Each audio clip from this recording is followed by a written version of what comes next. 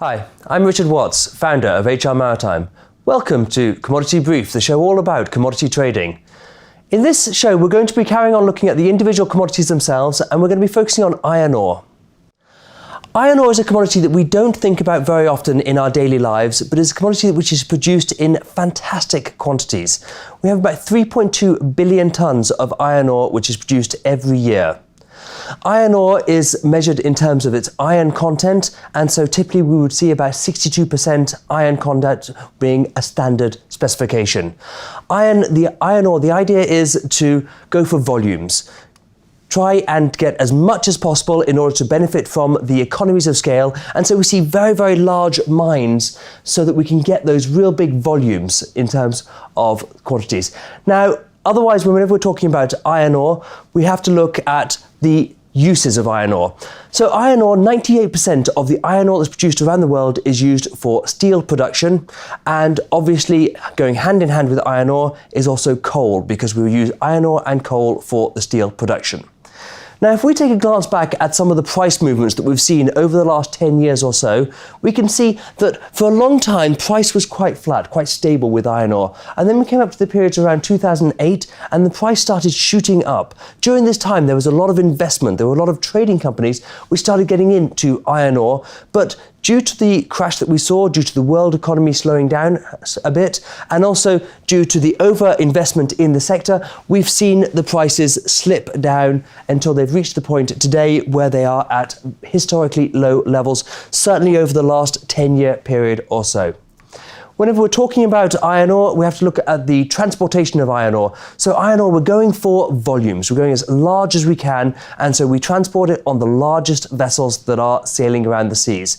So this is primarily transported on Cape-size vessels. This is vessels up to 150,000 tonnes of cargo. And so the cost per metric tonne on transporting on these vessels is very, very low. Now, the largest iron ore producer, which is Vale, located in Brazil, they're producing about 450 million tonnes of iron ore every year, and they have taken it a step further. They are essentially in competition with Australia for delivering iron ore to China, and obviously the distance is a bit further, and so the decision is to go for economies of scale, go for very large vessels, and they have gone out and built these vessels, these Valemax vessels, which can transport 400,000 tonnes of iron ore per shipment. And so we're really talking about scale. These are the giants of the dry cargo world. So in terms of iron ore, we have a number of risks when we are transporting iron ore. One of the first risks is the risk of liquefaction.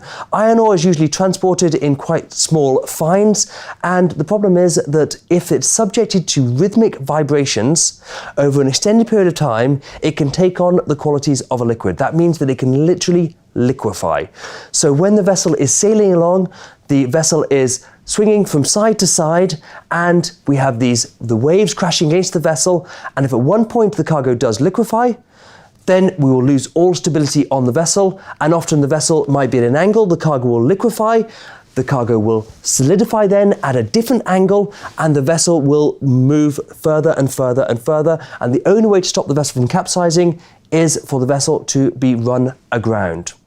Other risks are the quality risks, so we've got to be very careful about the quality of cargo that we are receiving from different exporters, and also the risk of damaging the conveyor belts, the equipment that's used for loading and discharging, because we are talking about some very, very high speeds, and if we do damage the equipment, we have to stop loading, and then we have big delays which cost a lot of money for these vessels and these facilities. So the fundamentals that we're going to see changing the price in the future, this is really the demand for steel. And so if the demand for steel goes up, then the prices of iron ore will increase.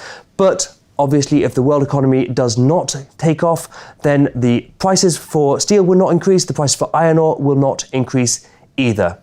So that brings us to the end of this episode looking at iron ore, and this has been Commodity Brief. We hope you've enjoyed it. Please click back soon so we can explore other commodities.